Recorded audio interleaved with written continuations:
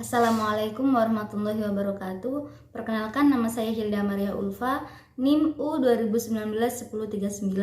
Saya dari Prodi Ilmu Al-Quran dan Tafsir semester 6. Yang mana di sini saya akan memenuhi tugas akhir semester dengan membuat video yang bertema wakaf dan juga ibtidak. Yang mana mungkin di sini saya akan membahas 3 poin, yakni pengertian wakaf dan juga ibtidak. Yang kedua, klarifikasi wakaf dan juga ibtidak. Yang ketiga, yakni tanda wakaf dan juga ibtidak menurut para tokoh. Dan mungkin sebagian dari teman-teman sudah tidak asing dengan sebutan wakaf dan juga ibtidak. Yang mana wakaf sendiri ini secara etimologi yaitu mempunyai makna banyak. Yang mana salah satunya yaitu diam. Sedangkan secara terminologinya, wakaf adalah menghentikan suara ketika membaca Al-Quran pada akhir kata. Para ulama juga sudah menyebutkan bahwasannya wakaf, qad, dan saktah, ketiganya ini memiliki kesamaan pada makna, yakni berhenti ketika membaca Al-Quran. Selanjutnya ini ibtidak. Ibtidak sendiri di sini para ulama yang sudah mengungkap makna atau pengertian dari wakaf tadi, itu mereka tidak mengungkap makna pengertian dari ibtidak. Artinya bisa disimpulkan bahwasannya ibtidak ini cara untuk memulai kembali membaca ketika ketika setelah melakukan wakaf dan juga qad tadi. Tujuannya untuk beristirahat atau menarik nafas ketika ingin mengulang membaca Al-Quran kembali. Artinya keduanya ini bisa disimpulkan bahwasanya wakaf dan juga ibtidak tidak bisa dipisahkan. Sebenarnya pembahasan mengenai klarifikasi wakaf dan juga ibtidak. Yang mana klarifikasi wakaf di sini dibagi menjadi 4 bagian. Ada wakaf ittirori, kedua ikhtiyari, ikhtibari, dan juga intizori.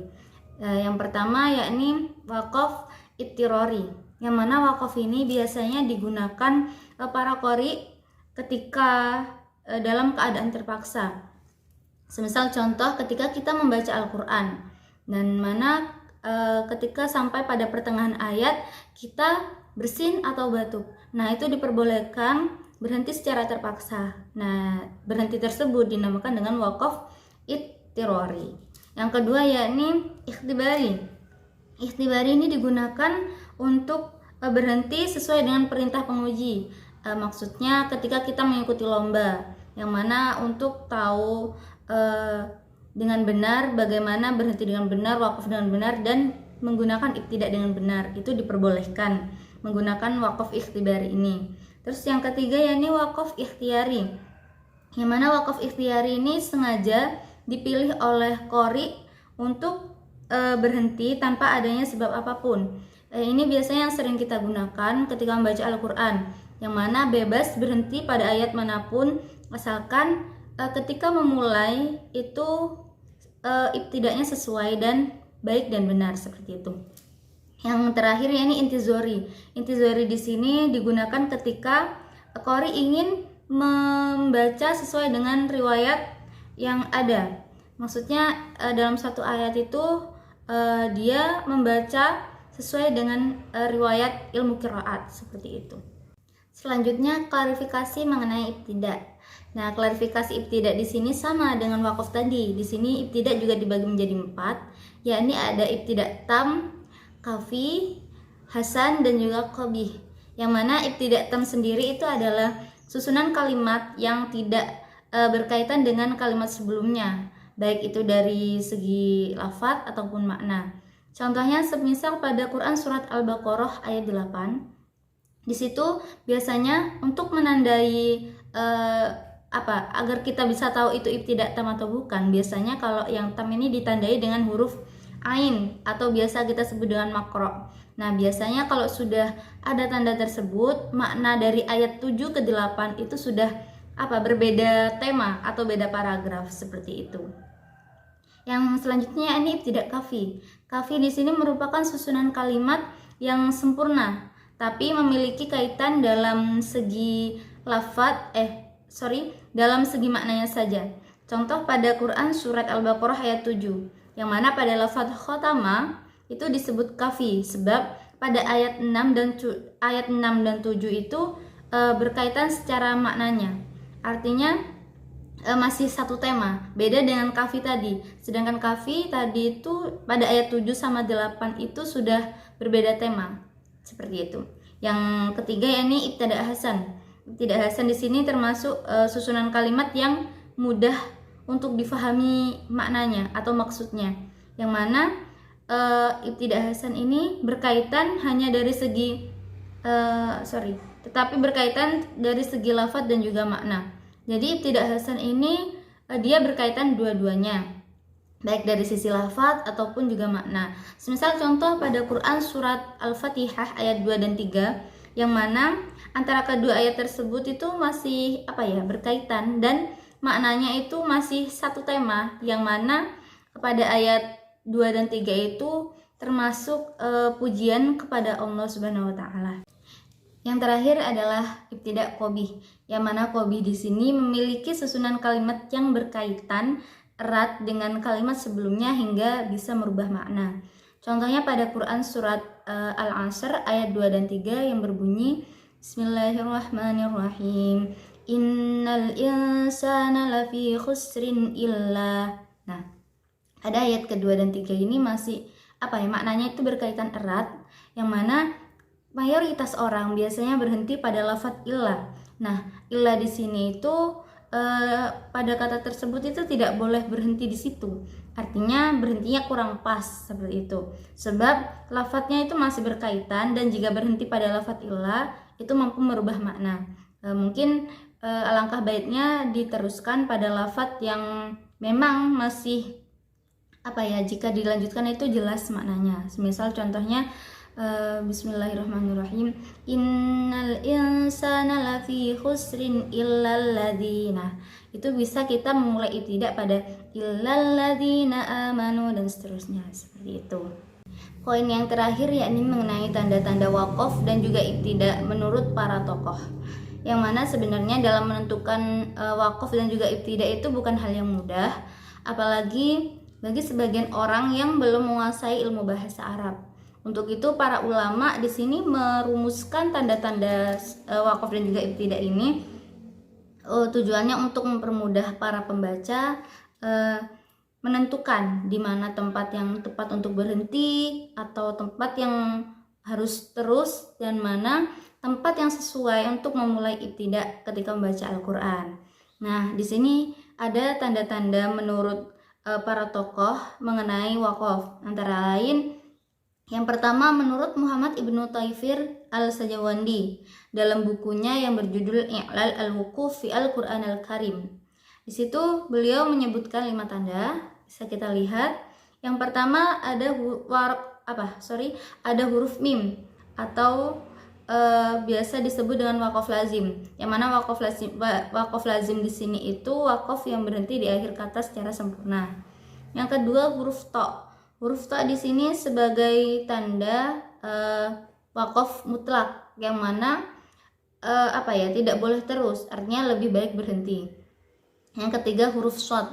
Shad di sini sebagai murakhshah, artinya boleh waqaf jika terpaksa, maknanya lebih baik terus. Yang keempat yakni huruf jim. Jim di sini sebagai waqaf jaiz, yang mana boleh wasol atau waqaf. Yang terakhir huruf zain, yang mana zain di sini merupakan mujawaz, artinya lebih baik wasol. Yang selanjutnya yakni kolun terbitan Tunisia ditulis oleh Abdul Al-Aziz Al-Khumasi, yang mana terdapat 3 tanda. Yang pertama yakni huruf mim di sini untuk waqaf tam, yang kedua yakni huruf kaf untuk waqaf kafi, dan yang terakhir yakni huruf ha untuk waqaf hasan. Yang ketiga yakni menurut Ridwan Al-Mukhallalati pada tahun 1308 Hijriah, itu beliau menyebutkan adanya 5 tanda. Yang pertama huruf ha. Huruf ha di sini sebagai tanda adanya waqaf hasan. Yang kedua yakni huruf jim sebagai waqaf jaiz. Yang ketiga yakni huruf shad sebagai tanda waqaf sahih. Yang keempat yakni huruf mim sebagai waqaf mafhum. Yang terakhir yakni huruf ta yakni sebagai waqaf tam. Yang keempat yakni menurut Muhammad Ali Khalaf Al-Husaini Al-Haddad bahwasanya tanda-tanda wakaf itu terdapat 5 bagian. Yang pertama mim. Mim di sini sebagai tanda wajib wajib berhenti, artinya tidak layak untuk wasol. Yang kedua yakni huruf qaf lam yang mana biasa disebut dengan al-waqfu aula, artinya boleh wakaf dan memulai dengan sesuai dengan memulai bacaan ibtidak pada kalimat yang pas seperti itu. Yang ketiga yakni huruf shad lam atau biasa disebut dengan al-waslu aula, artinya boleh wakaf tapi lebih baik wasol.